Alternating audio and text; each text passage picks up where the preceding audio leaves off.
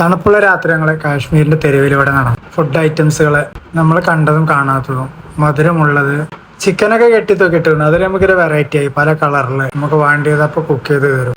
ഒരുപാട് ഐറ്റംസുകൾ, ചിലതൊക്കെ ടേസ്റ്റ് ചെയ്തു, ചിലതൊക്കെ നമ്മൾ കാഴ്ചക്കാരായി നിന്നു. കബാബുകൾ ഉണ്ടായിരുന്നു, വെറൈറ്റികളെ. ഞാൻ റൂമിൽ പോയി ഉറങ്ങി, രാവിലെ എണീറ്റ് നേരെ പോയത് ഡാൽ ലേക്കിലേക്കാണ്. നല്ല അടിപൊളി കാഴ്ച, പല കച്ചവടങ്ങളും. വണ്ടിയിലാണ് നമ്മൾ അടുത്തേക്ക് വരിക. ശ്രീനഗറിലെ ഒരു പ്രധാന തടാകമാണ് ദൽ തടാകം അഥവാ ദാൽ ലേക്ക്. ജമ്മു കാശ്മീർ ഭരണകൂടത്തിന്റെ വേനൽക്കാല വസതി കൂടിയാണ് ഇവിടെ. ഇത് കാശ്മീർ താഴ്വരയിലെ അനേകം തടാകങ്ങളുമായി ബന്ധിക്കപ്പെട്ടിരിക്കുന്നു. തടാകം 18 ചതുരശ്ര കിലോമീറ്റർ പ്രദേശത്ത് പരന്നു കിടക്കുന്നു. മഞ്ഞുകാലത്ത് ഈ തടാകം മുഴുവൻ മരവിച്ച് മഞ്ഞു മൂടാറുണ്ട്. ഈ തടാകം വിക്ടോറിയൻ കാലഘട്ടത്തിലെ നിർമ്മാണ രീതിയിലുള്ള ഹൗസ് ബോട്ടുകൾക്ക് പ്രസിദ്ധമാണ്. ഇത് ബ്രിട്ടീഷ് കാലഘട്ടത്തിൽ പണിത രീതിയിലുള്ള ബോട്ടുകളാണ്. കച്ചവടക്കാര് നമ്മളെ ബോട്ടിന്റെ അടുത്തേക്ക് വരും. ചായകള്, കോഫി, കാവകള്, ഡ്രസ്സുകള്, പിന്നെ പ്രസിദ്ധമായ കുങ്കുമപ്പൂവ്. ഏതായാലും പ്രകൃതിയുടെ ആ സൗന്ദര്യമൊക്കെ ആസ്വദിച്ച് ഞങ്ങൾ ബോട്ട് യാത്ര കുറെ ചെയ്തു. നല്ല അനുഭവമായിരുന്നു. പിന്നെ ഞങ്ങൾ നേരെ പോയത് സോനാമർഗിലേക്കാണ്.